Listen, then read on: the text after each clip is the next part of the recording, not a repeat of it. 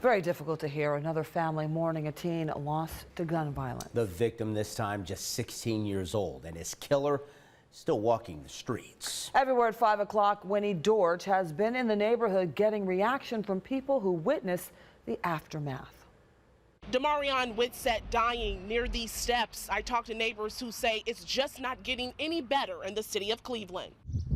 Police tape left behind here on East 111th near Melba in the Woodland Hills neighborhood. A devastating reminder of Damarion Whitsett, a 16-year-old shot to death.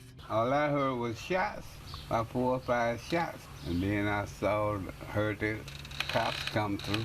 Around 6:30 on Tuesday evening, it was still sunny outside. Police say Whitsett was found in a lot near these steps on the back of a former junior high school. Sadly, he was shot 2 times in the head and 2 times in the neck. It's something you don't want to see. I was crying because it's just so sad.